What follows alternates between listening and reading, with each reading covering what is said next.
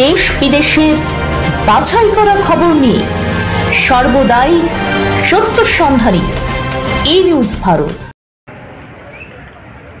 নমস্কার, ই নিউজ ভারতে আপনাদের সকলকে স্বাগত। শুরু করছি ওয়েদার আপডেট। বৃষ্টিপাতের পূর্বাভাস থাকলেও বৃষ্টি নেই দক্ষিণবঙ্গের জেলায় জেলায়, তাই ঠিক কবে বর্ষা ঢুকবে তা আন্দাজ করা যাচ্ছে না।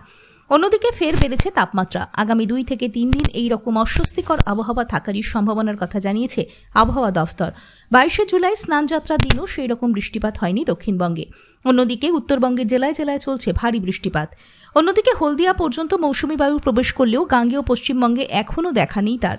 দক্ষিণবঙ্গের অন্যান্য জেলাতে সামান্য বৃষ্টিপাত হলেও আগামী 3 থেকে 4 দিন কলকাতা, হাওড়া, হুগলিতে বৃষ্টিপাতের কোনো সম্ভাবনা নেই।